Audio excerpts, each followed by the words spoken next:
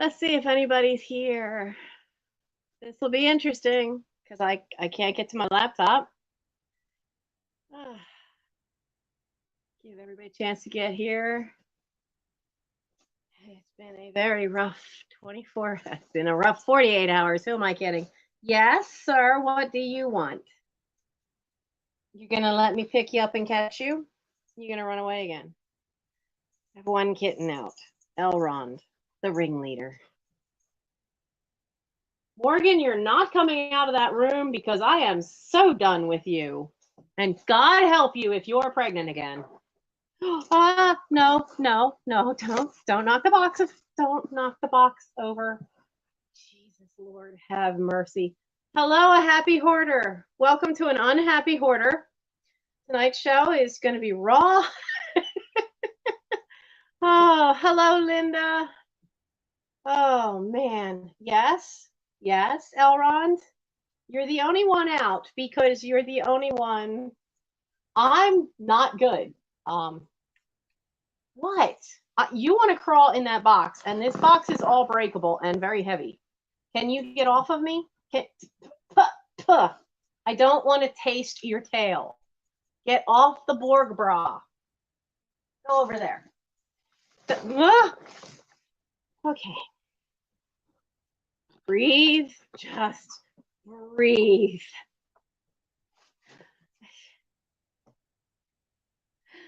Just breathe. I'm at the point now that I actually took Percocet tonight. I haven't taken Percocet in. Okay, so I got hurt May of 2021 was when I pinched the nerve in my spine, the one that caused all the screaming. I took Percocet for 2 weeks. So we're into June. I haven't taken Percocet in a year. But I've screwed my back up more. I've waited too long. So it's been really rough. How do I check? I don't know how to do that. Try more. Settings. Camera. What did it just do? Camera 1 facing front. No, I don't want to face the back. Not, I was in settings. At least I thought I was. Settings. General, and camera only tells me what if I want to go one direction or the other. Could it be under best video quality? It says it's at high definition 720, but it also is not letting me change anything. Huh. That stinks. Yeah, part of it is the lighting.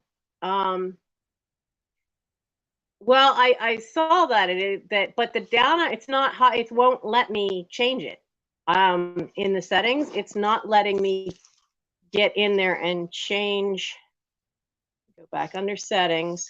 So if I go under general, there's a thing for, and it should, the arrow, I'm pushing the arrow and it should let me change it, but it won't. I think the problem is because I have to have the camera facing towards me, and the better cameras on cell phones are always the ones facing away from you. The lighting's also really bad because I only have the one light over here and I have no light over here because the leak shorted out the light, and I don't want to. We had water come out down the light. What are you doing? Stop it. So the lighting is probably really bad, and I'm not sure why the sound is glitchy though. Sound's not usually a big problem, but yeah, I need a better phone. This is a hand-me-down from my son. But if you saw my Instagram, you saw the chaos that was created because Arwen got herself stuck behind something, and I had to move everything And Mike even had to move my dad's exercise bike, which because of the pinched nerve, I haven't been able to use that in a year. Um, so yeah, we had to move lots of stuff.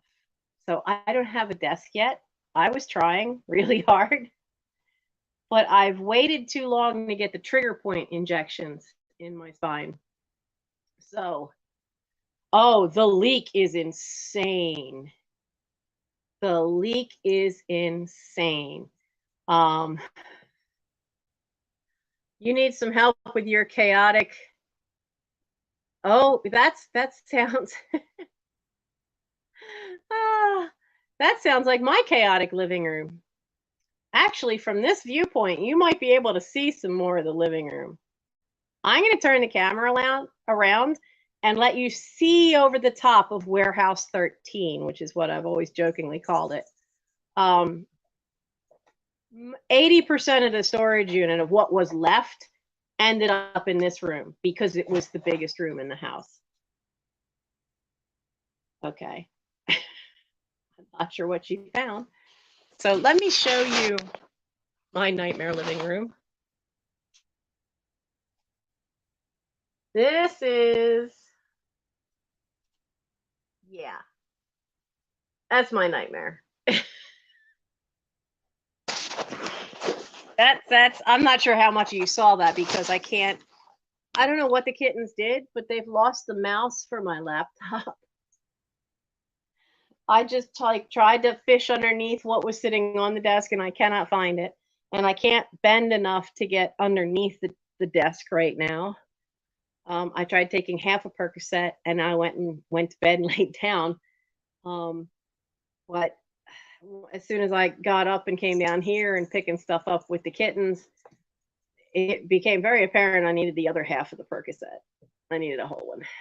So, yeah. But I waited too long. I get trigger point injections, and I was trying to hold out as close to the end of this month as I could get, and that just didn't work because I didn't want them to run out while I was at summer camp. But we're far enough into June that shouldn't be a problem.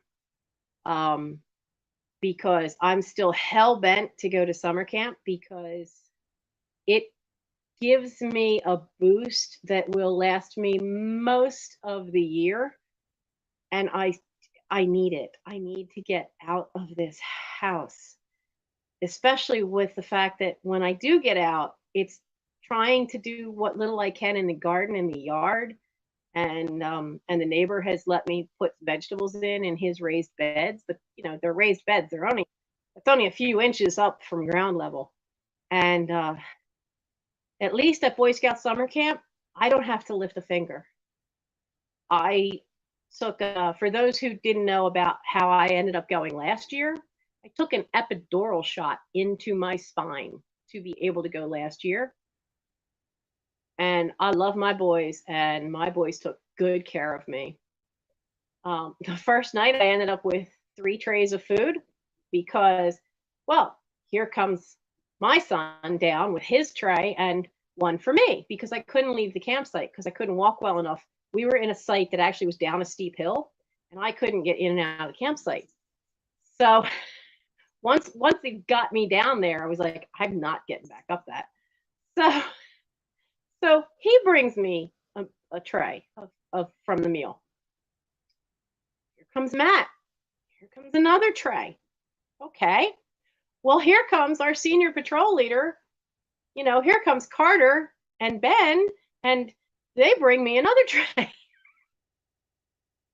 So the next day, they kind of had it on the duty roster of who was getting her what meal and taking it down to the campsite because we were near the dining hall. But they took care of me. They did such a nice job taking care of me. It does mean that an air mattress does get duct taped to an old army cot, but I don't have to do anything. I can sit and read all day if I want. I can lay flat anytime I need to on the air mattress. So it's my son's an Eagle Scout. I grew up in a Boy Scout family. I was a week old the first time I was on Scout property at Delmont. At that point, it was Valley Forge Council. It's now called Cradle of Liberty Council, because they merged with Philadelphia's council, because um, Philadelphia had the boys, but Valley Forge Council had the money. So, at some point in the 90s, they merged. But my son, all four of my brothers were scouts. None of them made Eagle. My son was the first Eagle Scout. And now each of my great nephews so far have all been Eagle Scouts. We'll see what happens, because little John he's just started. So we'll see. Where'd you go? I hear you. What are you doing? Are you going to climb in the mailbox? Really? Don't climb in the mailbox. I don't know that you could turn around in there. Elrond is out, and I'm not so worried about him because he can entertain himself. Some of the others can't. But he's the ringleader. He's also the one that's going to stay. I could do without him leaping onto my back. That's a thing he likes to do. Is I bend over to put the food bowls down or bend over to pick something up, he leaps, and he can leap all the way up onto my back, and then I can't straighten up because I'm afraid of dumping him. He's a brat. An Eagle Scout. Oh, good. He went to be a scout leader. Yeah. I couldn't. I was in Explorer Scouts in the 80s. Now, Explorers is still in existence, but it's changed a little bit.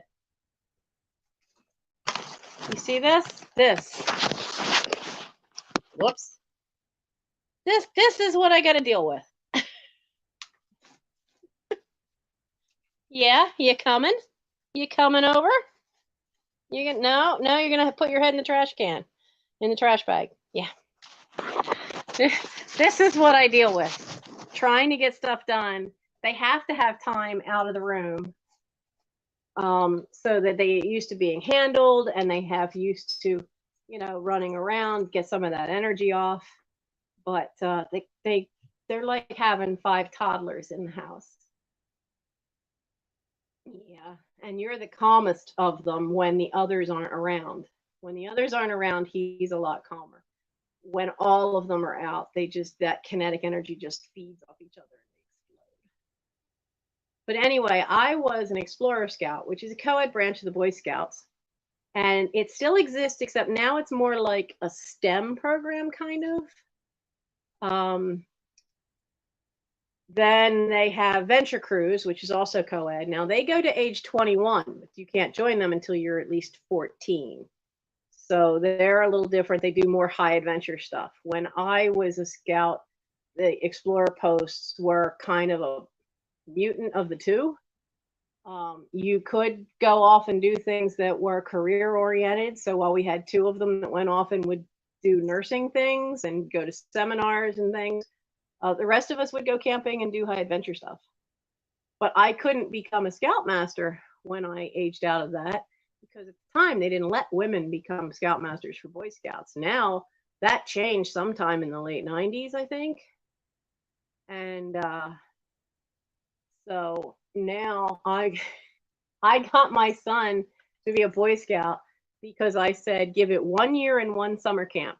And then if you still don't like it, you can leave. I, however, am never leaving again. It's kind of driven me nuts that for a year I've not been able to go camping. You're stuck. Are you ready? You gonna go? What are you gonna do? No, not my.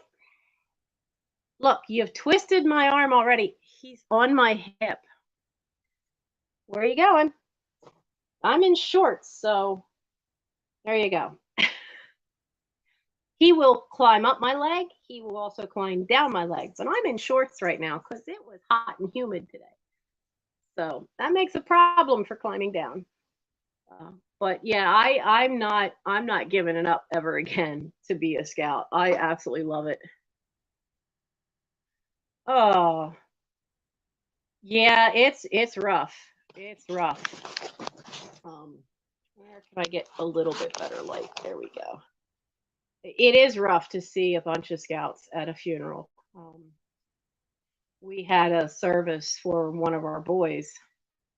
And that was kind of rough. That was quite a few years ago. it ended up that the young man had a brain tumor and got through the first one, but at some point later, another one happened, and then he didn't make it through. So it is hard, and as an adult, you have to try to be there for the boys. They need, they need that support and somebody to talk to. So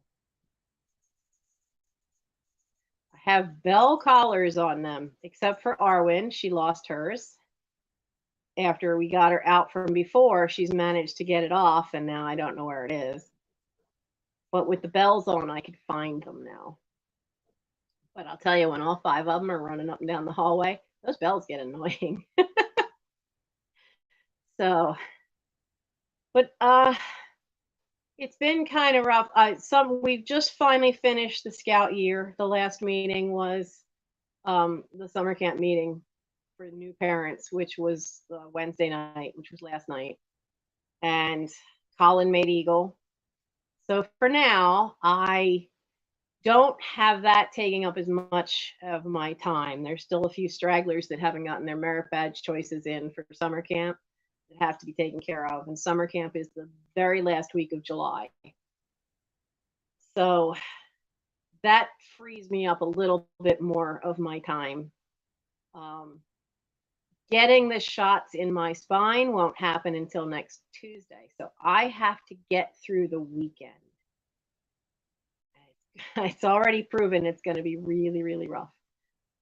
But I get a gel injection in my knee so the bones stop rubbing against each other, and I'll get the trigger point shot. So it'll make it a lot better for me to be able to maneuver, because you can't not bend over and pick up kittens, because sometimes you got to just pick them up and get them out of trouble. The doctor still is hissing at them. She won't come too close. Tonight we had the first meeting where she was within 5 feet of a kitten, and she just hissed. She didn't try to attack, she just hissed, and she growled at me, and she was not a happy kitty. But we'll get there. We will get there. What other news to give you guys an update on? Oh, Morgan and Arwen are getting fixed and blood work next Thursday. So those two will be taken care of. I don't know yet if they are going to be able to keep Morgan. Arwen, at a memorial service that I was at yesterday was a busy day. I found someone that I knew from Young People's Theater Workshop when we were all teenagers. She would love to have Arwen. So Arwen now has a home. That means now all 5 kittens have potential homes. So that is a great thing. I just need to still keep feeding them, and the one stipulation is, can I at least get them all fixed? So I'm taking Arwen and Morgan, because there's enough funds for that. With 4 boys, I've still got to work on figuring out how to deal with that one, but they will be next, and they'll get fixed. And somebody from Forgotten Cats texted me, and the shots, if the kittens are enough of a weight, then they will get all their shots as well, which would be a bonus. And that would be included with the spaying price. Apparently it's $70 for the females, and it's $50 for the males. The mother cat, that's Morgan. Morgan Le Fay is here in the house. She just got out tonight. Gary never checks. You see the kittens running around. Oh, stay away from them. Never checks to see if the kittens are out, then odds are the mom is out of the playroom too. And Morgan shot out the front door. He didn't even see her. So I found her out back. This is just tonight. This is just literally an hour and a half ago. And she's back now, and she's back in the playroom. But I noticed something. When I went to pick her up, one hand under the breastbone, one hand under the tummy. But that tummy feels really firm. I hope the hell she's not pregnant again already, because she got out twice before with him, And he didn't know it. And I don't know how long she was out, because that first time, 3 weeks ago, she got out and we weren't home. Michael and I weren't home, and we found Morgan out front waiting for us. So who knows how long she was roaming around. So the other time she got out, I went right out the back door. She scooted out the front. She comes around the house to see if there's any food in the bowls for the outdoor cats, because Morgan's mother is Rory, and Rory comes every day to be fed. So the mother cat is inside with me with her kittens, and I'm hoping that Forgotten Cats, they're trying to find somebody to take a placement for an adult cat, even though she's just barely an adult. She's only 1 year old, and I won't know until I take her next Thursday. But now Arwen can come home with me. I'm hoping they have somewhere for Morgan to go. I really don't want to bring her back. I've not been able to find anybody to take her, and they have more resources for that. But their foster houses, the people that foster, we're right at smack at the high point of kitten season. So they don't have much opening for anybody to take a 1 year old cat right now to foster. I did find out that the 3 outdoor cats, there's a grant for Chester that they will get them TNR, trapped, neutered, and released. And they'll get their ear clipped, but they can get all 3 of them done for free for me. And I talked to a lady yesterday about that. Since I can pick up and handle Rory and Shadow, we're only going to need 1 trap to actually catch Crankshaft, because he's still too terrified of people. And I did agree that if they cannot find foster homes for Shadow and Rory and Crankshaft, then yes, I will continue feeding them. We will bring them back and release them here. And then the other 2, it would, well, how do we put it? They'd be on a waiting list for a foster home, but it would give me more time to work with Crankshaft, because he's let me pet him once. He's very, very jumpy. He's also got a broken tail, so I really want them to take a look at him. So that's the update on the cats and the update on me. But with having her, Arwen was the one that got caught back behind there, so everything got moved out, and it really had become a catch-all on top of that bike. My rolls of bubble wrap and everything were in that corner. So I'm trying to get it all straightened out. I have a Borg bra that I hope, Jen at Antiques from Karen uses one all the time. And I'm really hoping, turn that way, I'm really hoping that this will work. I feel bad for feral cats, because a lot of times, unfortunately, in the neighborhood I'm in, people see big single family houses, or they see large twins, and they assume, well, people in this block have money, and they used to dump kittens and occasionally a puppy. My whole life growing up, we were always trying to find home for kittens, because people would dump them. I know my mother went out one time, and I don't think I was in my teens yet, and somebody had taken a trash bag and had tied it shut, and there were 4 kittens, and they just drove by and dumped it out the car window, and she saw them and hollered, don't put your trash here. And then she realized it was moving, and there were 4 kittens, and we took them right on out to the SPCA right away. And luckily they didn't get hurt, because the guy didn't slow down. He literally just put the bag out and just dropped it, and it rolled a few times. And it's a miracle that they said none of them had any broken bones or anything wrong with them. It's just horrible that people do that. I just can't imagine. And the last pet we had that we actually got was Verona, who was a long-haired dachshund. Now, Verona, we had Verona when we first got the doctor and her two brothers inside. I never could catch Rory. And that was, according to Facebook post, that was 9 years ago. I thought it was 10. Facebook seems to think it was 9. And Verona was a long haired dachshund.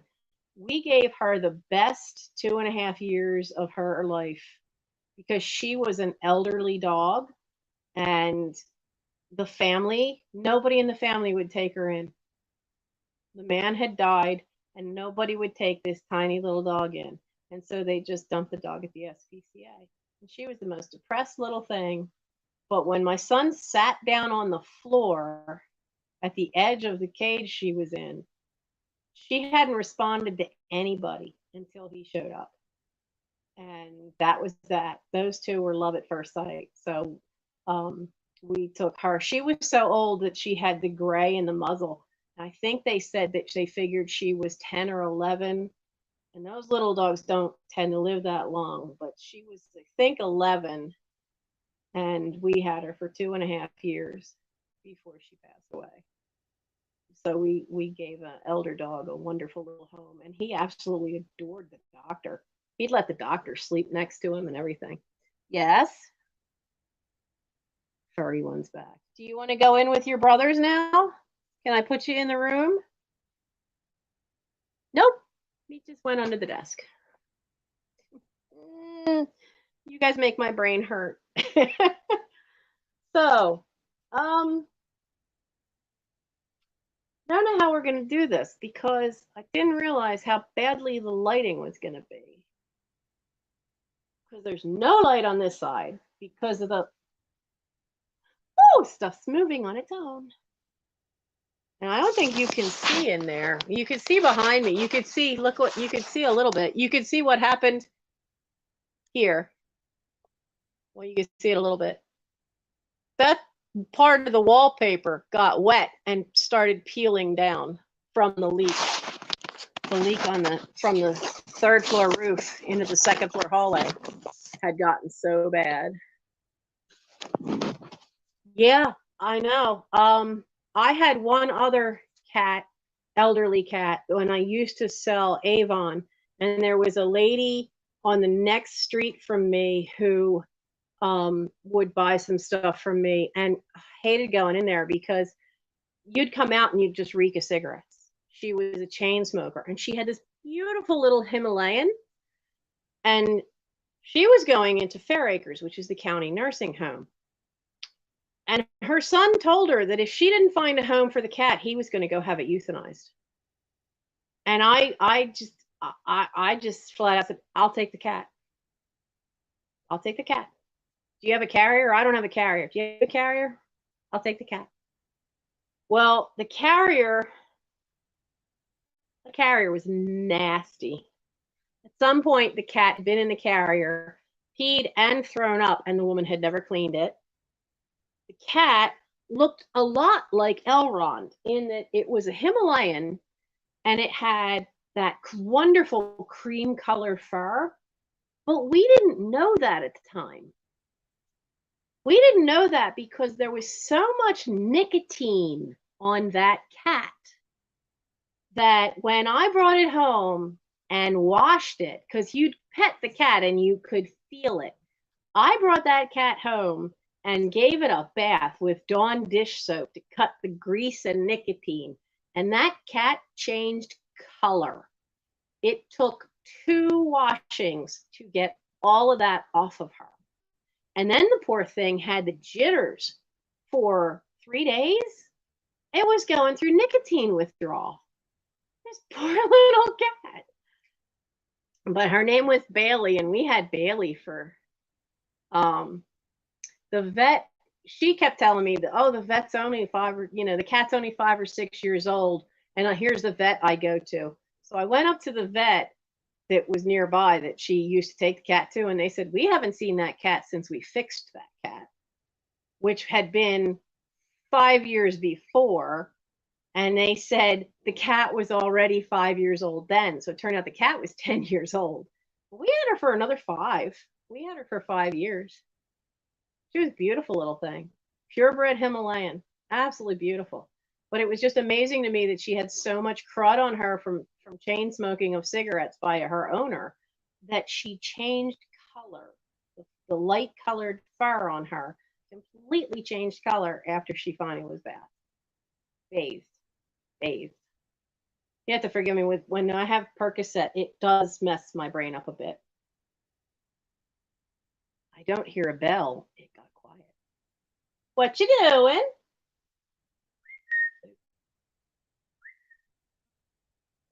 Hi. Do you want to go in now? You want to go in the playroom? Come here. Come. Come, Elrond. Come. We're working on this. Come, Elrond. Come. Good boy. He's the only one that's gotten that so far. If I clap my hands and say come, he comes. So, like I said, he's the smarter one. He is the smarter one. Are you ready? Yeah, are you ready to go to bed? No. Yeah, well, you're going. You're going. You're going. Here, I'll take you guys with me. And how are we going to do this? Oh, I'll have to put you in the Borg bra. Hang on. Tell you what, here, you sit. Sit on the pillow. Let's see if this will work and if you guys can see what I have to go through to get them in. Ha ha ha ha ha. All right. Oh no, what did I do? I hit a button. I don't want to hit buttons. Come here, you. Come on. Come on. Let's show everybody how fun it is to try to get you, if I can get past everything that I've been working on. Okay, so I hope you can see it in the dim light. But this is the door. There's a hook at the top. And I have to do this. In you go. That's what I have to do every night. Because otherwise Morgan will jump out of there. Now let's see if I can get back out here. Oh. Sorry about that. I bumped the edge of the bookcase here and it just flipped right out of the holder. I'm still not sure there were no instructions even on how to put this thing together. So I'm not sure I even have it together the right way. But that's what I do. I have to open the door a little crack and then shove the little suckers in there. So yeah. Well, I don't know what to do with this. Jesus. I don't think that's going to work because the minute I bump anything. Oh, maybe that's why. This doesn't have any rubber on this part to help grip the camera, to help grip the phone. And my phone with the case on it is wider than the space here. I'll have to see about doing something about that. So why don't we see what the heck I got here. I have a giant trash bag, which I had to take away from the kittens. I mean, this thing's way too big. It's more like an outside kind of garden bag, but they were playing with it, thinking that it was a toy, and I had to put a stop to that. You cannot have kittens playing in a plastic bag. That's just not safe at all. I did find this, and I have to find out what is in this besides a picture of my parents. So there we go. That's mom and dad. That was a photo from church when they were doing a directory for church. So I think at that point they were late 50s, maybe 60, because my dad died. He was only 67 and I was only 30. Hi, Linda. It's kind of a work night. I just tried to use a Borg bra, but the camera just ejected itself right on out of it. So it's a little bit of a work night because I didn't want to not go live, but at the same time, the way my back's been, I am not as far along as I would like to be. Hi, Robin. I did find a box that I did not really know what is in here. And now I see what's in here. Remember when I had all those little owls that a friend had given me, like the owls from his curio cabinet? I just found the box. It has more owls in it. Now I know I'm keeping the teeny tiny. See how tiny? I know I'm keeping the teeny tiny, but I'll have to check these. But there's more owls in here. And apparently I owe some of you some owls because I found 2 crystal owls that I know I had sold in a live sale. And they got put in a safe place. Whoops. So I owe 2 people owls. And I'm sorry. It's just like that tiara that I sold to Christine up in Canada, and it's just driving me nuts. My son put that in a safe place, and we've yet to find it. I just like, where are you? So, okay, this is the one from Winnie the Pooh, right? Who's this one? Winnie the Pooh, I get. Who's this one? I don't know who he is. You just listed a bunch of owls on eBay. Some of these I know I want to put on eBay. Oh, this is a mushroom and tree bark owl. He's an ornament. He's got a little hanger. But one's like, and I see him in here. Where's one with a, so when you find little pewter animals or little pewter fantasy figures or soldiers, always check the bottoms, because like this one says 1982 Hudson fine pewter, but some of these makers of pewter, their stuff sells incredibly well on eBay. Well, this is another one. I can't, it's a different mark, but it actually has a signature on the edge. Look at the, I love this. Look at that. That is awesome. They are great for dollhouse decor. They're great for little curio cabinets.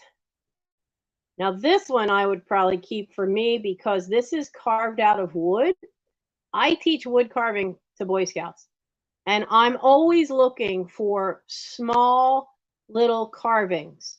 Anything that is something that is no bigger than 2 inches in any direction.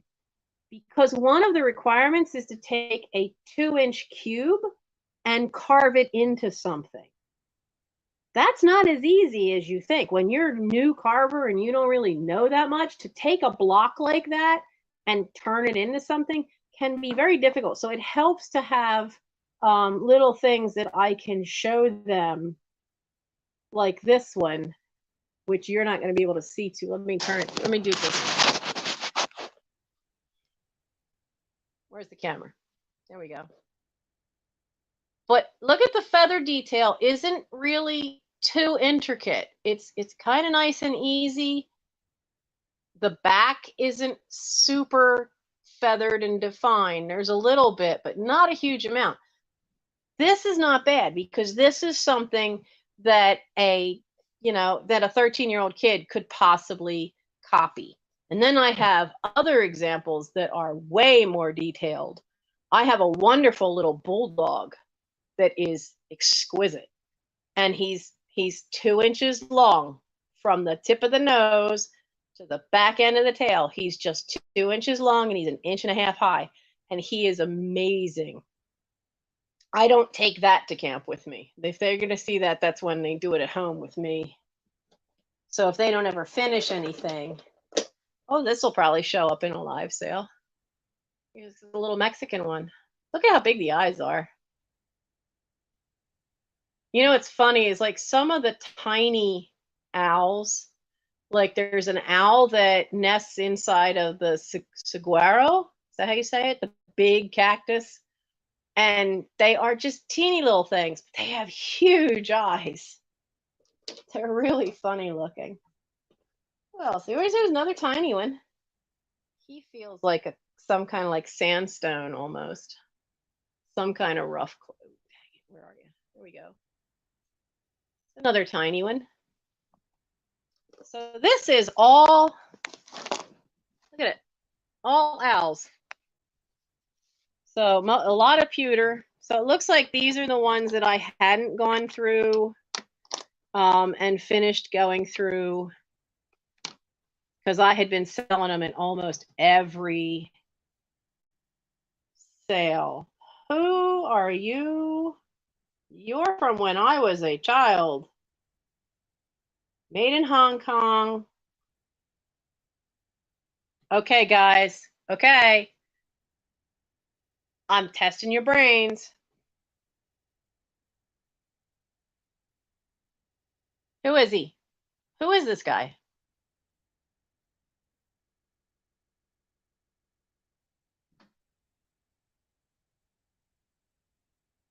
He's from something. Not something I watched, but something for kids. Who is he? I can't read. It's kind of worn on the bottom, and I don't have, my glasses are way too old, and I can't quite. I see the word new, and I can't make out the rest, and it says made in Hong Kong. What from the 70s is that sucker? No, he's not the Tootsie Roll Owl, because the Tootsie Roll Owl is in a graduation robe, but he does have that kind of hat. But he's got like a vest on. He's some kind of kid show. I know that. I can't remember what though. Just don't remember what. Okay, what is? Well, that's cool. That's jade or something close to it. Maybe a green quartz. He's cool. I'd probably keep him. But I saw something square go by in here. There it is. Oh, I guess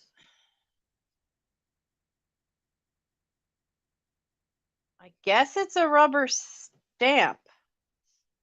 It's, well, not a rubber stamp. This is metal. It's a tiny little owl on a sliver of a moon. It doesn't have any maker's marks or anything. It's just this little block of metal. Mr. Rod, did Mr. Rogers have an owl? He had Daniel, the tiger.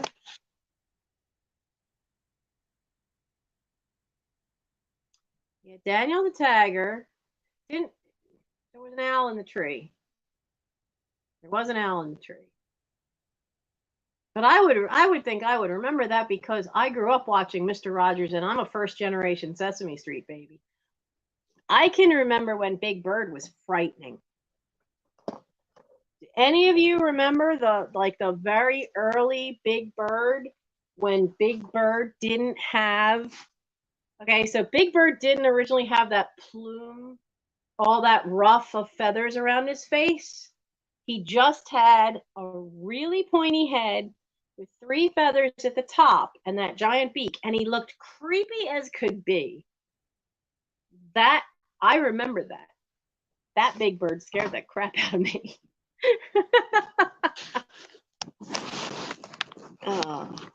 Let's see. All right, so I have a feeling this will be staying in the Boy Scout collection. Put that over there. Young Indiana Jones. That's probably leaving. There's no pictures inside. It's just text. So we'll get rid of that. I have 2 comic book price guides. Now, mind you, price guides are more just for IDing stuff, but I have the 32nd edition and I have the 19th edition. I know there's a lot of there's at least 3 boxes of comic books in this house from my cousin, and then a few from me. So I need to keep at least one of these. Probably should keep the newer one.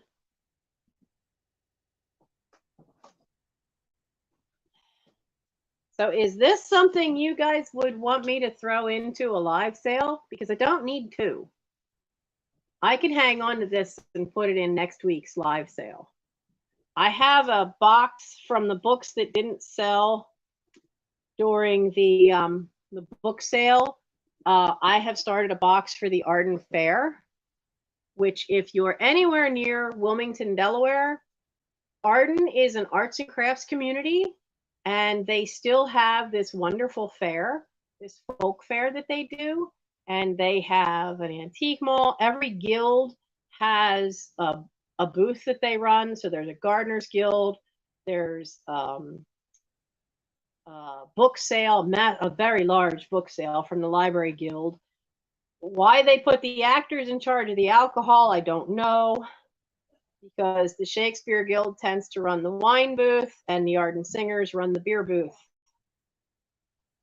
Never a good idea to put actors in charge of alcohol. Trust me on this one. But I have a box here that's really beat up and I want to get rid of it. Wanted to buy, and look on teddy bears. All right, so we'll hang on to those, but I'm determined tonight's trash night.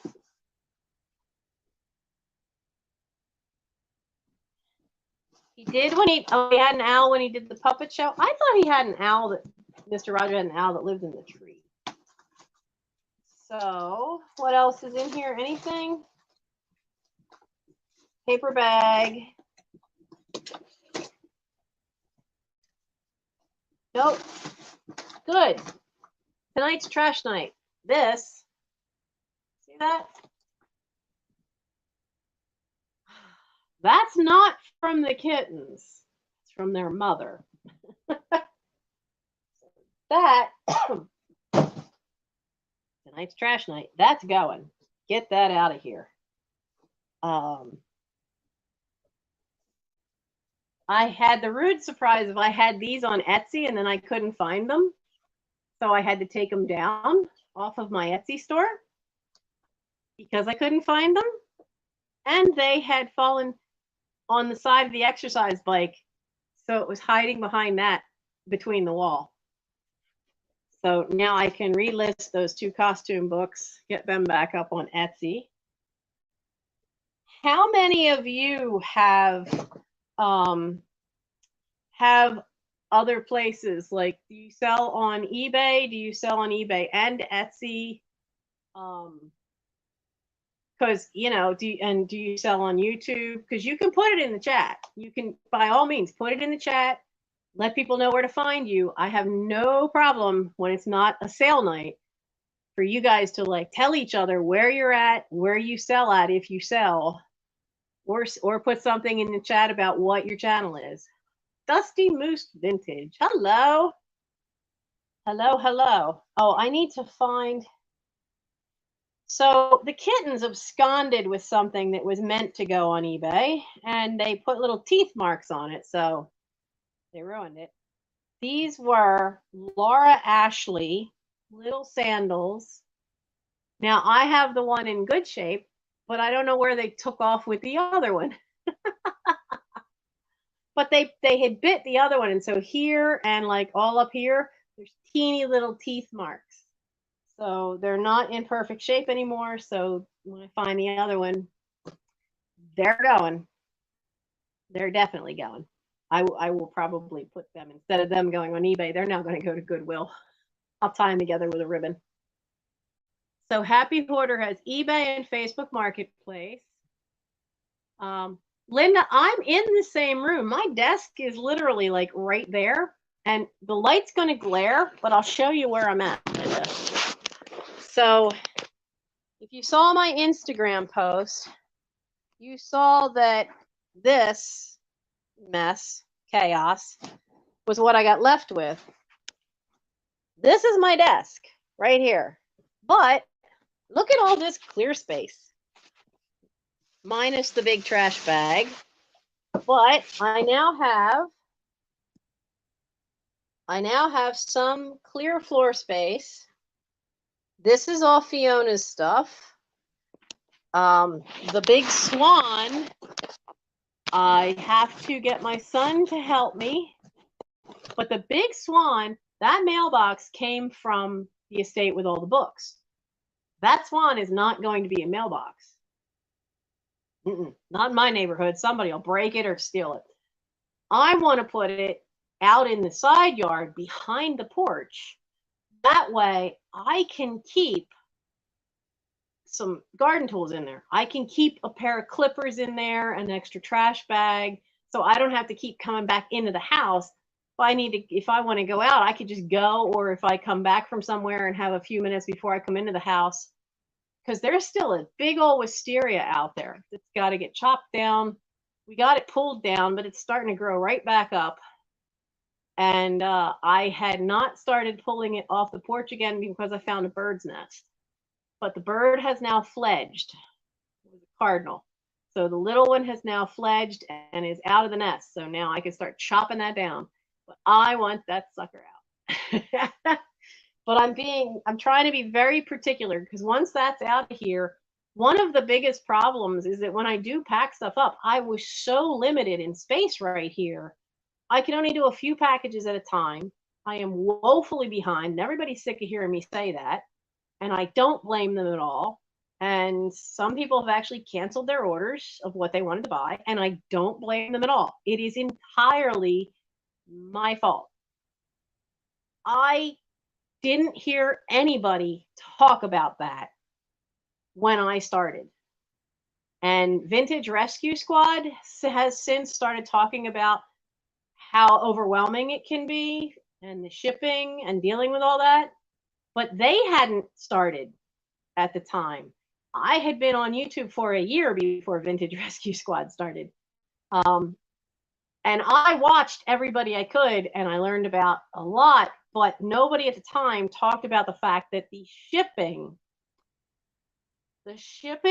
takes up a significant chunk of your time. And if you don't have a dedicated, organized spot, you're going to have a problem. And then I jumped right in head first, sold every week, was just keeping up with it. And then the first time I got sick, and then I was backlogged. And I started to get caught up, and then I got sick again and got backlogged. And then I fell and pinched my the spinal nerves, and then all hell broke loose. So before starting to sell on YouTube, absolutely watch all the stuff, understand that the laws have now changed, the federal laws. You must have an accounting system. I still don't. I'm going to get bit for that at the end of the year. My son just got his degree in business administration. So now that he doesn't have classes to deal with every day, he started this week creating a file and starting to look up the best ways to get me organized. He is going to become my office manager and get an inventory system set up. We're going to find out what basic accounting we need. Should I, at this point, start an LLC? He's going to deal with all of that, because I wasn't selling a super amount, but you could sell, especially in Pennsylvania, there was a different cap. Now it's $600. If you can only make $600 and not claim it. And now every platform whether you get paid and get money by Venmo, PayPal, eBay, Etsy, every single one of them now must report what you made. So you have to claim it. And all that is a major shift that happened for this year. And so you have to know all about that stuff. I was able to skirt certain things by being in PA because they looked at things like eBay as somewhat as a flea market. Not anymore. That's changed here in PA now. But remember, I'm not an accountant. I'm not a tax attorney in any way. Know the rules of the game first. I didn't. I've been playing catch up ever since. So make sure you have a dedicated and organized spot to do your shipping from, because you are going to need that. It is very difficult to try to figure out packing 6 things that one person has bought and make sure you get them all into one box. Or then you have 12 people that only bought one thing and now you've got to crank through a bunch of boxes. It's going to vary week to week. If you can only do a set number of items, I started off, I would do about 50 items each sale. I was out of my mind. I was just, had no clue because nobody talked about the amount of items. Do 15 to start. You're going to start selling on YouTube, go on as a guest on somebody else's sale and do 12 or 15. Sometimes if there's a guest and there's 3 of you, each one only gets to do 10, but go as a guest.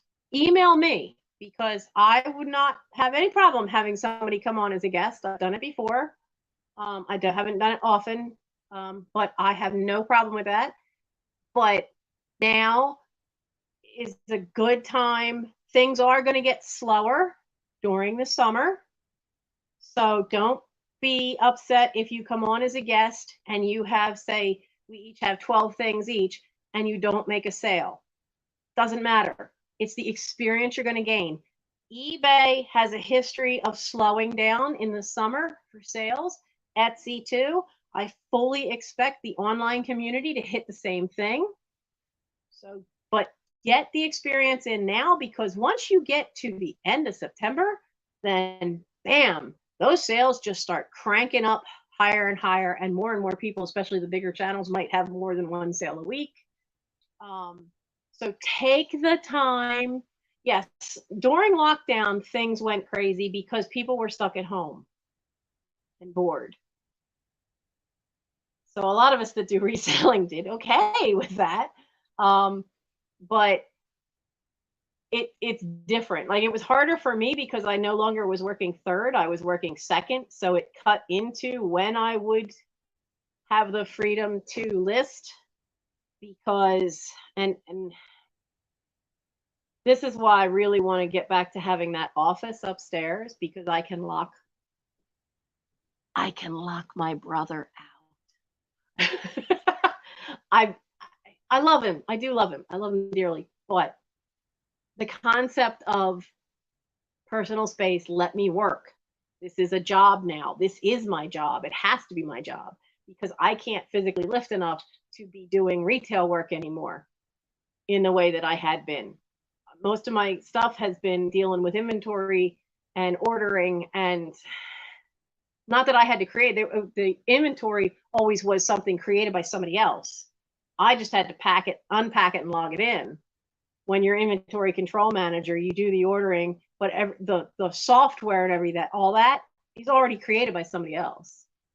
So, it wasn't like I owned the stores I worked at. So, so it was great during the lockdown to have all those sales, but now things are slower. But learn as much now, get some experience going on other people's sales as a guest.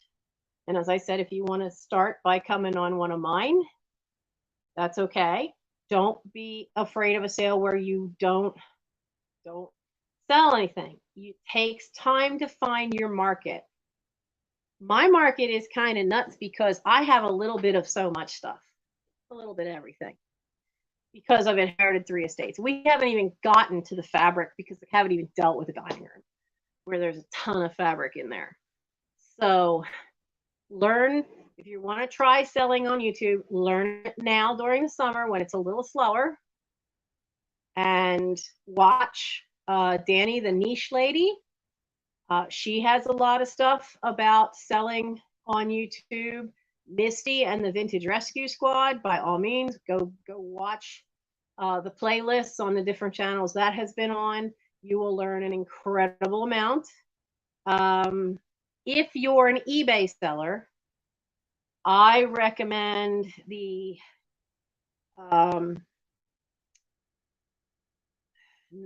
what's her name? Nurse Flipper.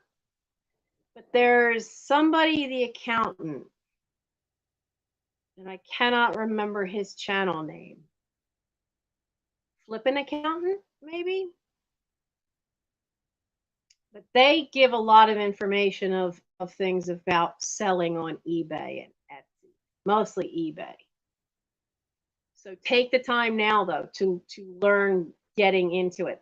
Facebook Marketplace for me, because I live in an economically distressed city, even though I am literally 2 blocks in that direction, a block and a half in that direction. That's how far, I am into the city of Chester. Nobody wants to dare set foot in Chester. I had a yard sale where I literally advertised it as everything $1. I had 4 people show up. So I don't do yard sales, and I don't do Facebook Marketplace because I haven't been able to get people. It's been rare. It's been rare that I've been able to get people to come here for something put on Facebook Marketplace for me. Flea markets are now out.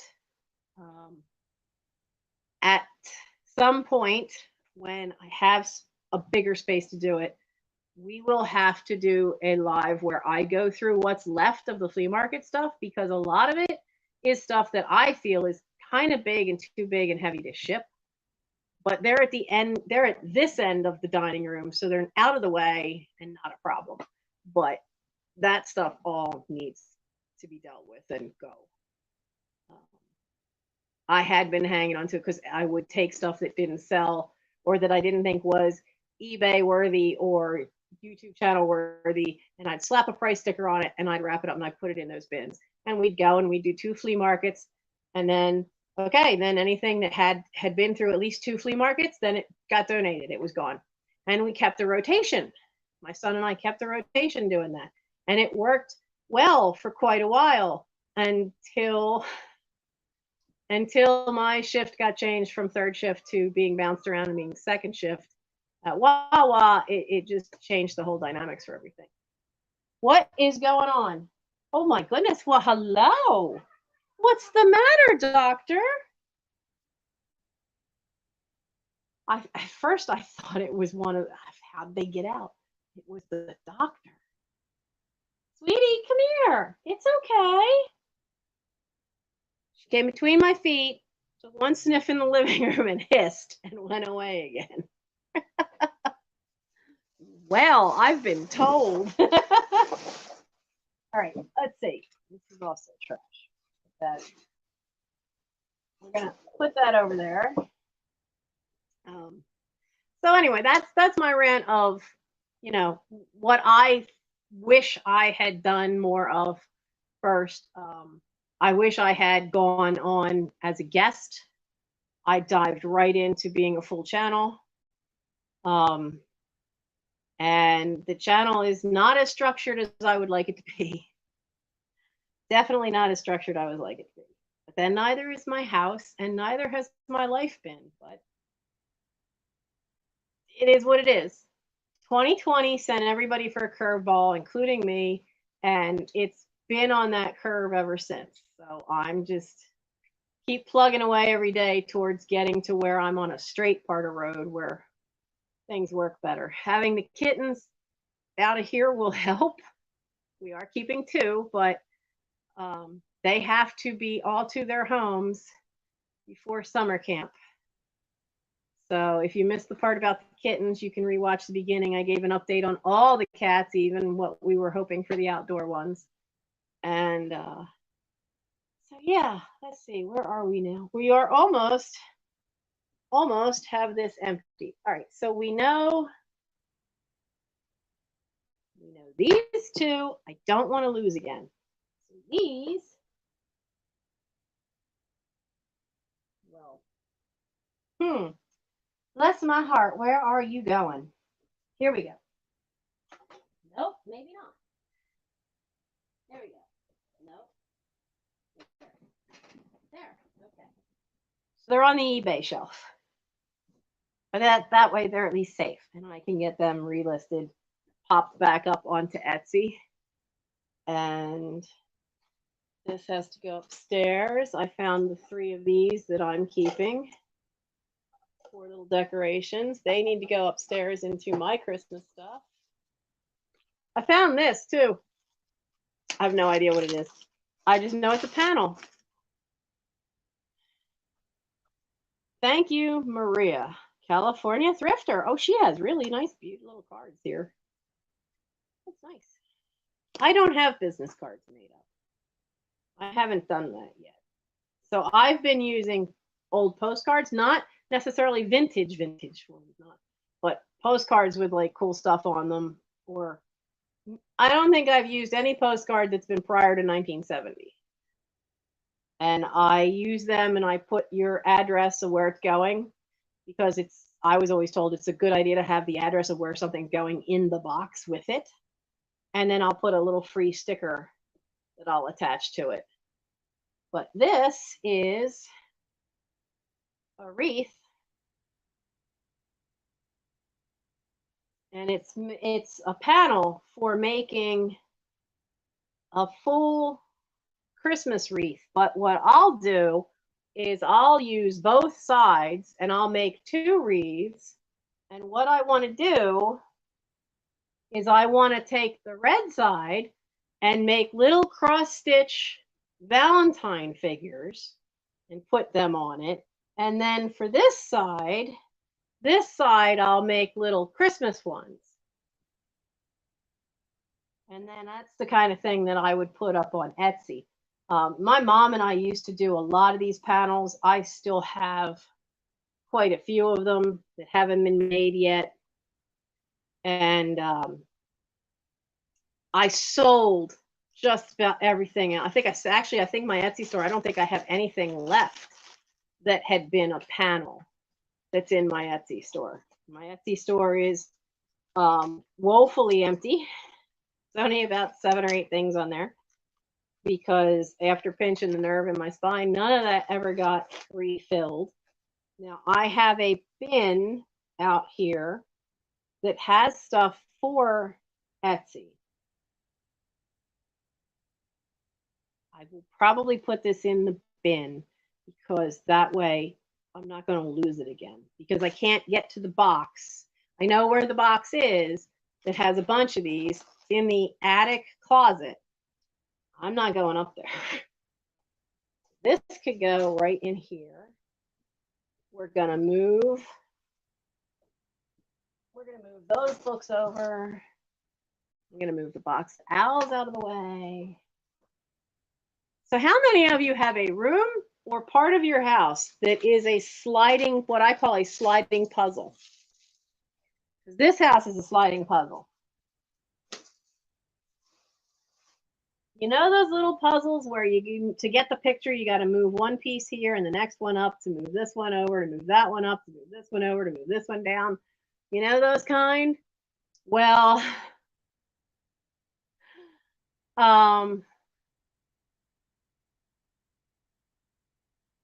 wait, what? eBay sent out a warning that if you double listed, how can they legally do that? After all, you're paying fees to list it on eBay. So if it sells somewhere else because you double listed, I don't see how they could legally. That's interesting. At least I don't have to worry about that. I don't double list because I can't, I just know I will not keep track of it. And then at some point there will be something that's sold on one platform and I didn't remember to take it off the other one and it'll sell on that platform. I know a lot of the big sellers double list stuff in different places. I'm not gonna. I am just not organized. My son has been seriously bugging me to get tested for ADHD, and I just looked at him and went, "Why? So I can have something else wrong with me?" No, we already know my brains are crap, but I figure it's 56 and I've been perimenopause for years. So between that and all the medications I've been on for the last year, I figure that that's just frying my brain some. So I know I won't keep track. So I do not. What I do though is anything that is more craft related in some way goes to Etsy. Anything that is more tangible goods products goes to eBay. And then vintage, if it fits the vintage market that we're in, there are some people who have YouTube channels that sell things that I would look at it and think, well, that's more pop culture kind of thing. I would put that on eBay, but they sell it on their YouTube channel. But I've noticed that it seems like you need to pick a niche. For a YouTube channel, you either need to be in the vintage or you need to be in the, I don't even know how to quite explain it the right way, where it's almost like you sell a little bit of everything, modern stuff, pop culture, but I mean there are some that just do clothing. If I do any clothing, it's going to be vintage stuff, and I'm not. I'm going to be putting that up on eBay. So I don't think they mix real well. I don't think it mixes real well to have too much contemporary items. That's probably a better way to put it, with vintage items, with the way channels are on YouTube, because there's a very definite difference in the market of viewers for the vintage as opposed to the contemporary stuff. And you don't see a lot of people that's in both, that are in both uh, both markets in their chats. Well, yeah. See, you sell everything, and I sell everything too, but not like I had somebody had gifted me a thing for Etsy, not Etsy. It's makeup. It's Ipsy. And I had a gift subscription for a year. Well, by the end of a year, there was some stuff they were sending me that it was the exact same shades. It just happened to be a different maker. Or I have nail polishes that I've never used or products I've never used, and I don't know what to do with them because I'm not gonna. They're contemporary, and I'm not gonna put them on my vintage channel.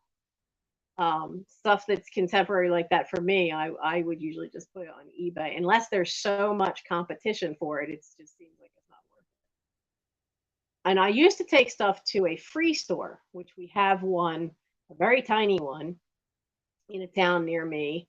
And a free store is a place where people can donate stuff, and then you can go in on the days they're open, look around, and you just put a donation in, and then you just take what you want or need. And I was taking them stuff, but they had to lock down during the oh no, I don't do promotion on eBay. I don't. I tried it. I did it for 2 solid months and I tracked it. And my sales were no higher for promoted items as they were for anything else. And I made a point of just listing very similar things. I had listed a bunch of DVDs, promoted half of them. Some of them were from the same series. Matter of fact, I have one DVD set of Criminal Minds. I think it's Criminal Minds. Where are you? Yeah, it's Criminal Minds because it's here on the shelf. That was a promoted listing. I still have that one up in my eBay store. I sold all the others, whether they were promoted or not. But that one was a promoted listing and it didn't sell. I saw no difference in my sales. So for eBay, they keep pushing, wanting you to promote listings, and I just don't. I have not found it to be worth it. Yeah, their search algorithm for eBay has gotten very strange. It's still, the problem is it's still the biggest market out there. It's still got the most followers. There aren't too many places that can compete. I know we've had Mercari come up, and apparently there's something called I haven't seen it yet. WhatsApp? What's up? WhatsApp? I've heard of it vaguely. That's apparently another new selling platform. It sounds like Mercari is mostly clothes. And again, that's modern clothes. I don't have any modern clothes. My idea of modern clothes for me is, jeans and a t-shirt. But I do have, I know there's a steamer trunk full of 1940s and 50s baby clothes. I know there's some dresses of my mom's from the 40s still here. So when I finally do any clothes, most of it's going to be vintage, though I do have a stack of Hard Rock Cafe t-shirts that were brand new old stock. They are in great shape and I need to get them listed. Yeah, the new search is just not. I do use offer. The filling out all the items for eBay. Yes, that can be very frustrating because sometimes they want things that don't exist for your item. That's become an issue where, it keeps telling me to update it, but there's nothing left to update because the things they're asking for aren't on that particular item. I've run into that a lot with some books, especially if it's a book old enough to not have a barcode.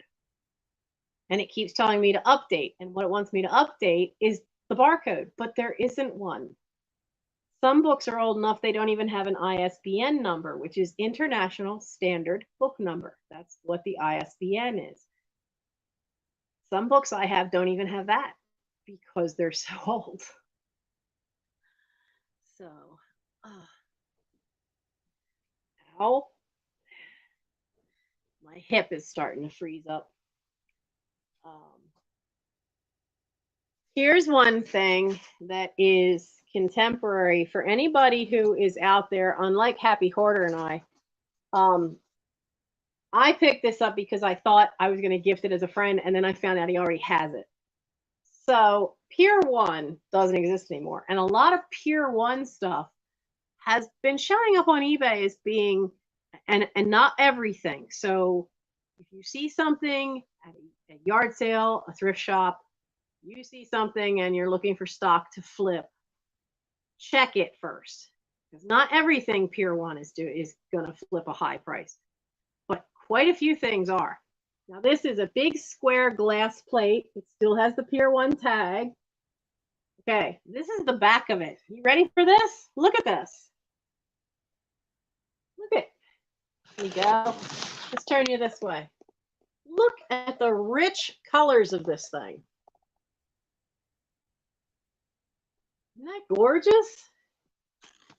I picked it up, meant to do it as a gift. Turns out I had one. So now I have this sucker sitting here. Been hiding here away from kittens.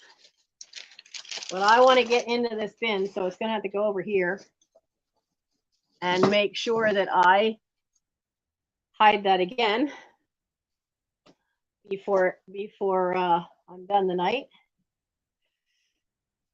I'm going to go as much as I can. I need to tilt this a little better. You're just looking at my chest.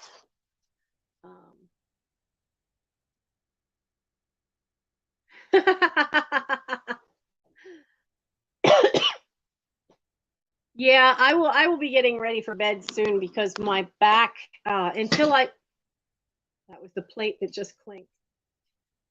Until I get those shots in my spine, I'm lasting about 2 hours standing up. and maybe 3 hours sitting down straight up. And then it just gets to bothering me so much. And I start getting pins and needles all the way up under my shoulder to underneath my shoulder blades and down to the bottom of my butt. So I end up having to go lay flat. That's what my weekend's going to be. It's going to be short periods of dealing with what I got to deal with and then back to bed. And so the benefit is I will get more books read. So there's that at least, because more books read of my own books means more books out the door, because a lot of them I'm reading them with this thought in my head that do I enjoy this enough that I'm going to read it again? I'm 56. I could read every day, do nothing else, and I probably still would not get through all the books that I want to read that are in this just that are in the house, let alone anything else that's on my Goodreads to read list. So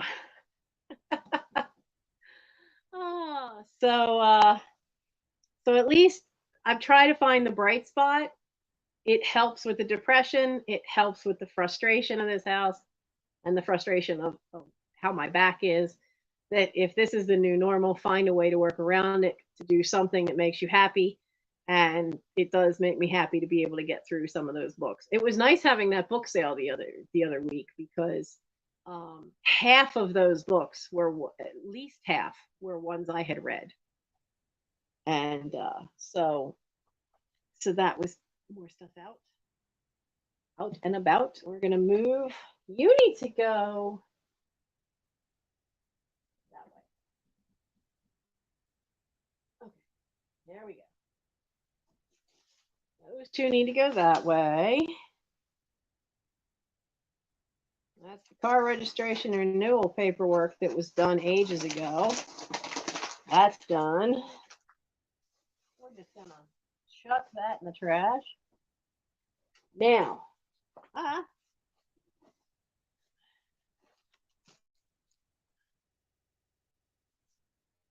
I have, and I'm putting these aside for in the fall when we get close to doing Christmas stuff. I have some cross-stitch leaflets that are all Christmas related, and I have some iron-on transfers.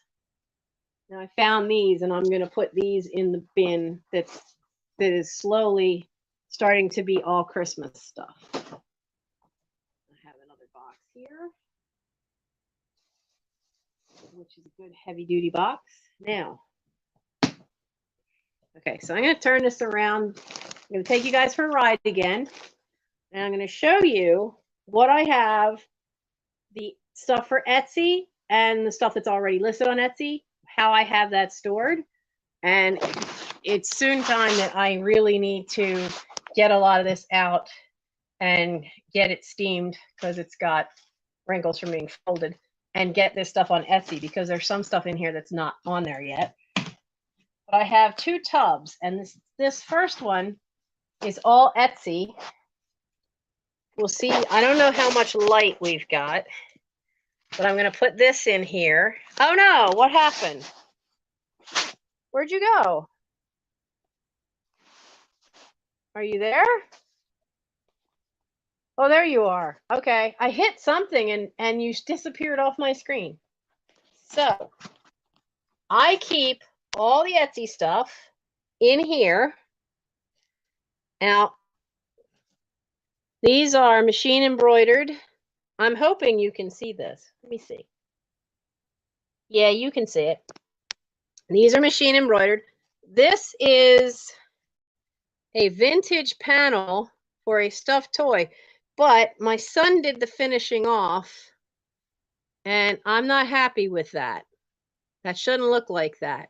And he missed that, so I need to redo that. But these are bingo vests. These are pretty cool, but they need to get photographed and put onto Etsy and get down there. So we'll put that in there. What do I do with the lid? Okay. Lid on. Sorry if I'm flipping you guys too fast. I really am sorry about that.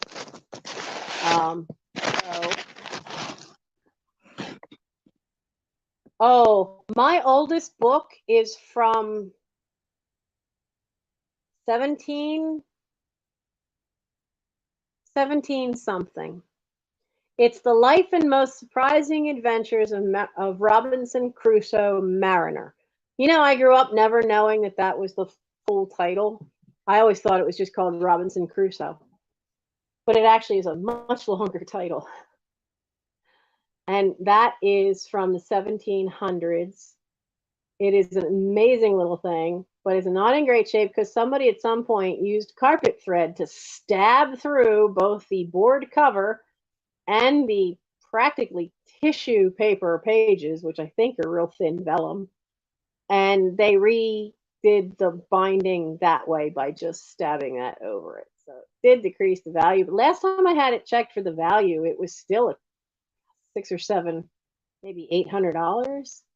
And now it would, even with that condition, maybe more because it is a really, really early copy. So yeah, that's my oldest book. And then there's a lot of stuff from the 1800s. I like some of it, like I love Gaskell. She wrote a series of books about this village called Cranford, which I just think is great. And I don't have most of them though. And then when the library that I go to did her purge, she purged most of them except for the 2 I had already read because somebody had taken them out in more than just the last 3 years. Everything before that got purged. The library is practically empty. So I don't have those yet. So yeah, I do love, I'm still looking for, there's certain authors I want to read more of their stuff, but I haven't found them because Neville Shute, Shute, he's an Australian writer. Most people know him because they had to read On the Beach in high school. And it's about what happens. It's like it's the nuclear end of the world. The nuclear war has already happened.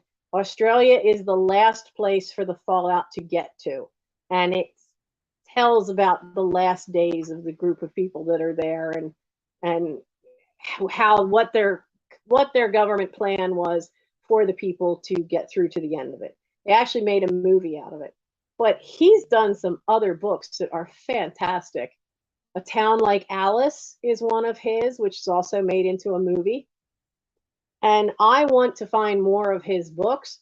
The hard part is that only his top sellers ever made it to here. And a lot of the other ones, they haven't been reprinted since the 60s. So it's hard to find them. So I'm still working on finding his. All right, let me try to slide this bin over. Ugh. That one's not too awful heavy. And then we're going to pop open this one. And you're going to see a sneak peek because it's not completely full yet. As I've been finding Christmas stuff that I know I'm going to want to sell, I've been getting it into this bin. The bin is not quite half full. So let me show you what I've got. And if you're thinking of like a Christmas in July or just waiting and doing Christmas in like October, when you have sales that you can have a theme of, having a bin to store it in isn't a bad idea. This has worked very well for me. This is the bin. Now I'm gonna, no, maybe I'll do it on this side because I'm trying to do it one-handed. But I've got other one, your Daisy Kingdom. But I've got a series of napkins from Hallmark with the plates. This is a Daisy Kingdom dress. So that's in there. So it's not full yet. There are other things in the house to go in there, but I'm kind of leery. So I had been at the same church sale that I picked up the 8 um, basically new old stock uh, Hard Rock Cafe shirts. Um, they had a box of Christmas ornaments. They weren't shiny bright, but they were from the 70s. I don't want to put them in there. If I have ornaments like that that are that fragile, I'd rather get another bin and just have them in that bin. And here comes Gary. Okay, so let me put this other one back on top. Slide. Ugh, slide back over. There we go. There we go. So those are those two. But now there's a bin that's small. And yeah, I did Christmas in July last year. This year, I'll be away. Like the week of July 25th is Boy Scout summer camp. So I'll be away that week. So I won't be having a Christmas in July this year. I mean, I could probably do it the week before, but I'm just not this year. I'm just not gonna. Also, because I haven't gotten into the attic to be able to get to any of the Christmas stuff up there, and I pretty much went through a lot of the Christmas stuff that I could get to. That was my own stuff and stuff I had picked up. So I don't really feel I have enough to do a Christmas in July this particular year. But boy, when I get to that attic, you can bet there's going to be one hell of a Christmas in July. Because first I have to let my siblings know I finally gotten to it. Is there anything specific that they wanted? I believe they all have everything.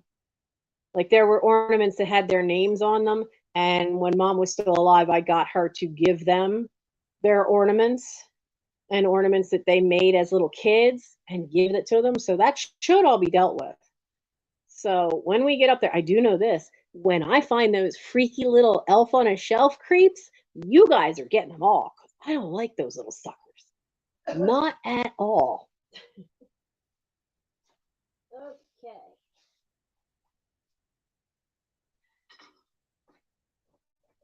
What do we got here? We got more bubble wrap. Oh, this is a book. This book was so, I thought with this title, this book could be something. It's called The Pirates in an Adventure with Communists. Not kidding. That's the title. Even has a great end paper. I thought it would be fun.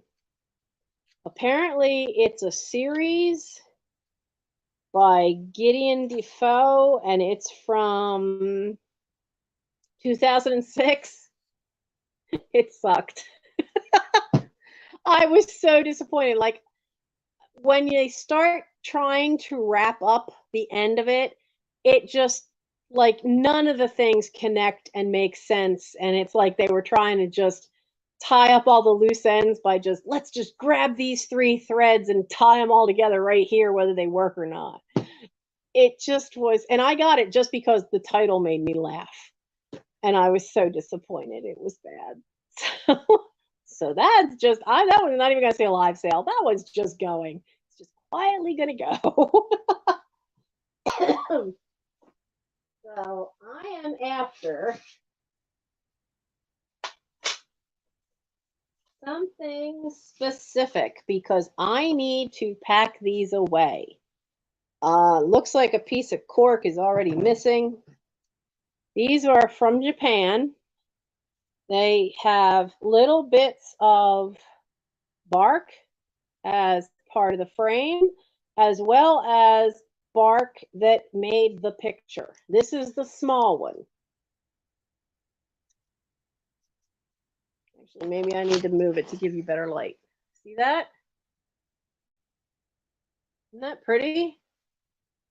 And then there's a bigger one, which is more, wait, where's the thumbtack come from? This is the bigger one. They still have, it says made in Japan on the back. That's the original paper. These had been given to my great aunt, sent from them from Japan, sent to them by my uncle when he was stationed over there at the end of World War II. And I don't want any more to happen to him than age is already doing to him. But where some of the water leak was right on this wall right here, you guys can't really see it, but some of the wallpaper is coming off the corner, and I did not want the moisture to damage these. So I took them off the wall right away, but I need to get them carefully wrapped and safely put away until such time as they could go back on the wall. And Mike really likes these. He would like these to become, instead of being hiding in a hallway, he really would like these to become part of the living room decor, because he wants to have any of the Japanese stuff we have be in the living room, which I would love. I would love to be able to have some of this stuff out and displayed, because when he was a little kid, some of it I've never had displayed. And then when he was a little kid, there's a lot of stuff that I packed away because he came to live with me when he was 2. Well, by the time they're 3, they learn how to move furniture and climb. So yeah, they are awesome. And it's amazing they lasted as long as they have, considering what they're made out of. But I don't want them to deteriorate from damp. So they need to be carefully, because there's stuff like that. It's fantastic, but there's no good way, an easy way to repair it should anything happen to it. So that's a problem. So I want to be real careful with those. But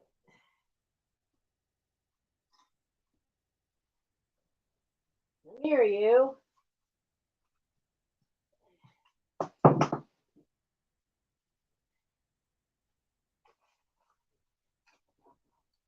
Ugh. Come on. Oh, there's where my needle nose pliers are. So there's a smaller. Ow. That was my knee. That's not supposed to do that. I've been hunting for these.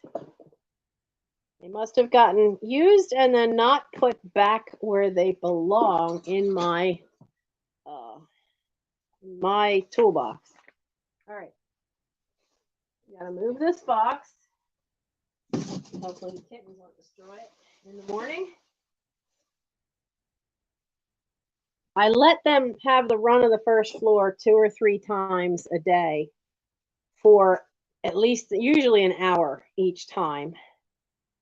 I don't know if there's anything written into it, but this is a beautiful handmade journal, and I love how it closes, that you just slide these over.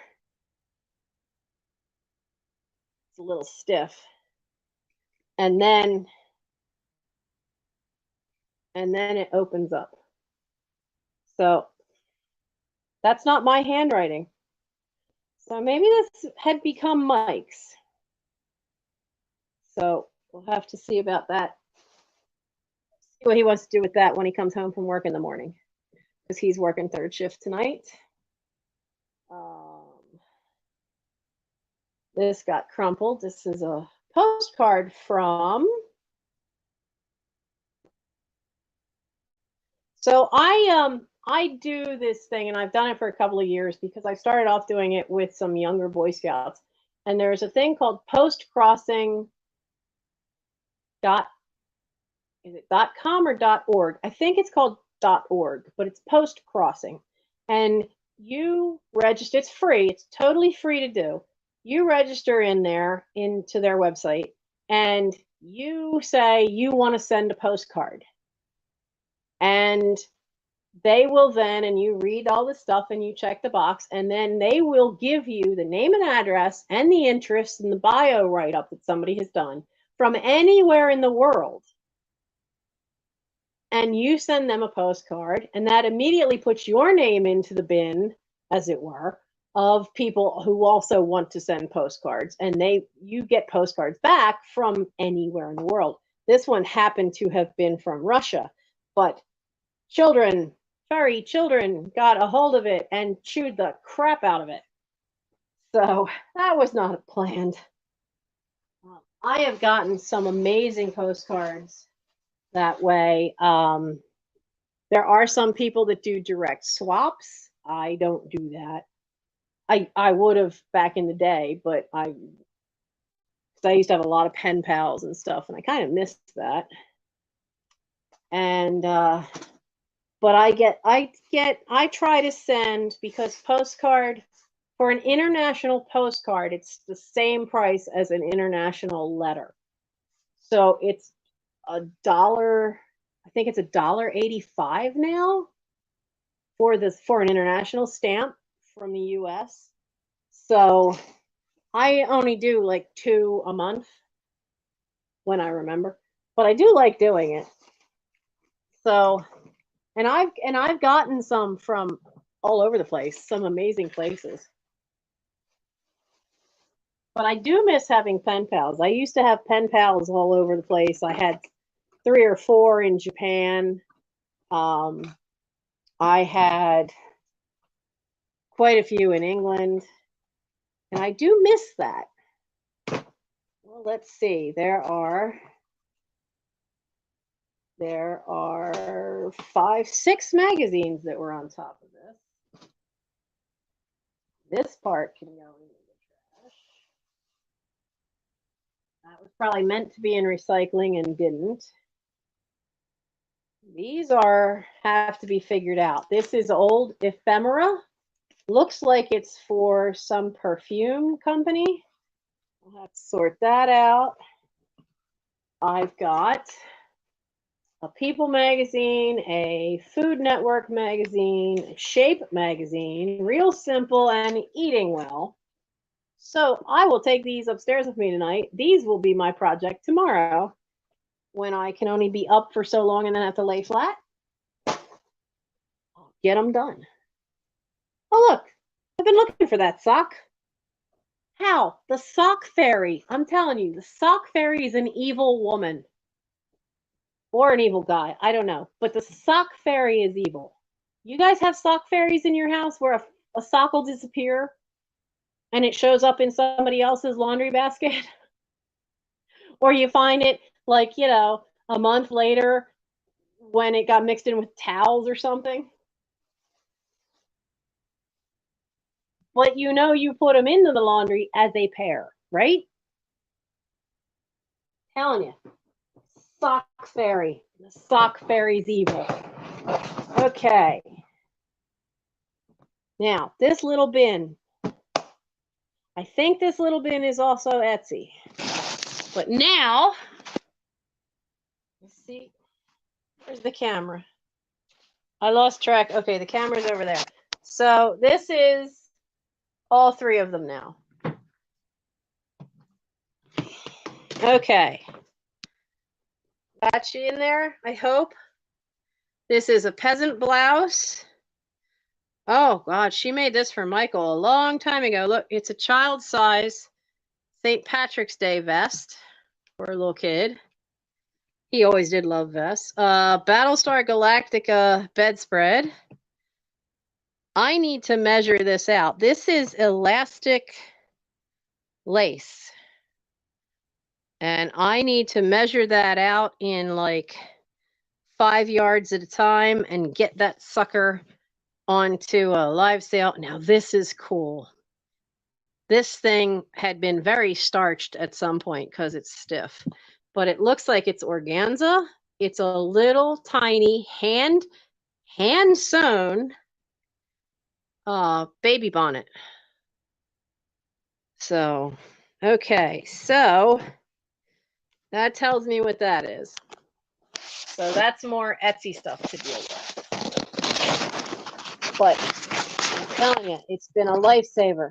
It's been a lifesaver to have somewhere where the Etsy stuff was separate from everything else. And if putting it in the bins works, I'm going to keep it that way. The other benefit is, though, is that a lot of the Etsy stuff is fabric. And this way it keeps it out, it keeps it away from getting any dust on it, like it would if it were hanging up on a rack somewhere. It also, especially now with the kittens in the house, it keeps them away from it. So even if the kittens weren't in the house, I do have a cat. So any fabric stuff, I prefer to keep the cat away from it because some people are allergic and you don't know if your customer is allergic. So I want that stuff, fabric stuff, away from critters, away from the cats. So this is great because now I have more space because this little bin had been down on the floor, creating a very narrow path for me to try to walk through. And I just never could quite get the help, which can be frustrating when people say, just let me know if you need any help. And then you tell them what you want and what you need. And they go, well, I don't really want to do that. I want to do this, which is not something that you need at that moment in time. It's just something that they see is a problem to them. So my house is full of stuff like that. But now this is out, and now look. Floor space. Oh, wait, floor space. Floor space. I'm so happy to have floor. I'm so happy to have floor. So, okay, my back is about done. I need to put that glass plate back up top here. Let's get that. I want to get that safely put up top because I don't want to risk little kitties climbing on a pile. So put that there. And yeah, this is a catch-all of little stuff. How many of you have a catch-all spot? I know you do. Everybody I know has either a junk drawer, a kitchen counter, somewhere that is a catch-all. My house has way too many catch-alls. This slides open. And I doubt you can see it, but there's a micro mini Hogwarts in there. There's a couple of micro mini Harry Potter play sets. The first one was given to Michael as a kid. The next ones were all given to me because a big kid. I don't know if I have them all. I don't know how many they made, but I've got like 4 of them and I absolutely adore them and I refuse to give them up. I would love to get to the point where I have them out to enjoy them. But for right now, they live in there where they're safe, and they've lived in there for quite a while. But they're safe in there, where they're not going to lose little pieces, and they're out of the way of everything else. So they're staying. So now on top of the peacock, we have some bubble wrap. And we have that glass plate, and I'm going to put those 2 pictures on top of that. Now, I'm not going to let myself put anything else on top of that. And having the glass plate there and those pictures, you can't put anything on top of those. That will make sure I don't sabotage myself. That was something I recently learned. Listening to I'm wearing out here. Listening to a TED Talk about how people sabotage themselves. And they talked about a lot of the usual stuff, like, if you have an addiction or if you drink, yet you still hang out with people who do those things. Yeah, they may be your friends, but they're not healthy friends if they don't respect your wishes to try to not do that. But then she started, just towards the end of the talk, she started talking about self-sabotage can be something as simple as your kitchen counter. That got my attention because I was kind of listening to this while I was trying to get the cat's food ready and feed the kittens and all that. So that got my attention. So after I paused it and after I fed the kittens, I sat down in the kitchen and I listened to the rest of it. And she pointed out that everywhere you have where you just dump stuff on top, you're deferring decisions and then stuff piles up. And then it's a bigger headache to go back and clear that spot. And you get frustrated because you had it cleared once. Now it's piled up again. So her suggestion was to put something at that spot that you either absolutely love so much that you do not want to cover it up, or put something fragile there that you don't want to hurt or damage. That will prevent you until you can make it a habit that that spot is not going to become one of your catch-all spots. And it takes 30 to 60 days if it's somewhere that's high traffic or you're trying to break a habit or create a new habit. It takes doing it every day for 30 to 60 days. When it's something that's an unconscious habit, like catch-all spots, it can take longer. So she said, be prepared for the fact that your fragile thing may have to sit there for 3 or 4 months. But once then you create that habit, then supposedly you will no longer clutter up that spot. And it'll encourage you to do more spots, but don't do more than 1 or 2 because then it gets too much overload. You've already got overload if you have a lot of clutter in your house. And I don't think she's wrong. So I'm trying that. I'm going to try that because it was only been 2 days since I had heard that. And I'm going to try that. And I have the glass plate and those up top here. I have this back up. While I don't have my desk back yet, I have easier access to walk in. Tomorrow when Mike comes back, he's going to run the vacuum cleaner. He said he will vacuum up and down the wood floor of the hallway, and he will come in here and get to any part of the rugs that are clear and do that for me when he gets home from work. So that means more dust up, and we'll see. Well, Happy Hoarder, I've done it too, but I've not tried putting anything fragile that I really cared about there. I've tried that where you just clear off a space, but then invariably, and especially too, is I live with 2 other people who sometimes create some of the problems because somebody cleaned up the front hallway without me, but he filled the way into the other end of the living room. Yeah. So I now can no longer get in there again. So that's a problem, especially as there's a whole Mexican pottery set that's supposed to be shipped to somebody, and I can't even get to it. So you do what you can. I'm willing to give it a try now that I have something that is super important to me and super fragile. I'm willing to give it a try. My only concern is, can the cats climb this? That's my only concern. They have not yet. They have not yet tried to climb the totes. But I wouldn't put it past Elrond at all. So, but I'm trying. I'm going to give it a try and see what'll happen, especially as it is those Japanese, and they're irreplaceable. I don't know how I'd ever replace those. And so with that, I'm going to wish you guys all a good night. I don't have anything tagged on this description for this video. I really can't until I can get to my laptop.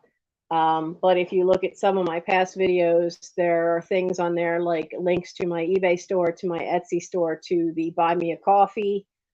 Any proceeds from the Buy Me a Coffee is what I've been putting aside to help with the cats, which is why between some of my own money and the past Buy Me a Coffees, I didn't use that on cat food.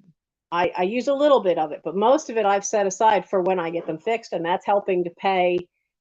There was enough there between what I put in, I matched what I had, and that's enough to get Morgan fixed and her blood work, and from what I understand now, that she will also get all her shots, and it will get, I had to put my own in to get Arwen fixed, but she'll get fixed. So those two will get fixed next week. And then I have to come up with enough for the boys. And for the boys, it's $50 for the fixing and then an extra 25 for the blood work, and apparently shots will be included then too, as long as they are at that 2-pound mark. So, but that's times 4, so you're looking at $75 per. But I'll figure it out. There is also on some of the videos about the cats, there's also an Amazon wish list. Thank you all who have sent me stuff. I bless you, because the amount of food I am flying through and cat litter I fly through with these guys is just insane. And with me still not working, it's just, I don't know when I could ever have a normal job, because I can't stand, I can't lift well. And at the moment we got to deal with hernias and a knee, and then are we going to fuse the vertebrae to get that spine released and all that fun stuff. So it's going to be a while.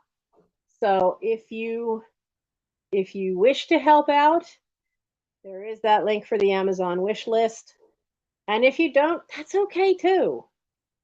That's fine. I get it, because the economy and the gas prices and everything, it's hurting everybody. And I don't normally just flat out ask, but this time I'm flat out putting it out there that all that stuff is linked on other videos, and I'll probably, when I get to my laptop, I'll link it onto this one as well.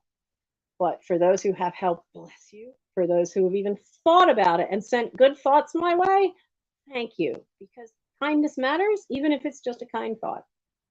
So you guys have a great weekend. I am going to take the trash out, and then I'm heading to bed to lay flat and go to sleep for a little bit. And I hope you guys, like I said, have a great weekend. If you're in an area, we've had some wild storms all across the country at different points. Please be safe.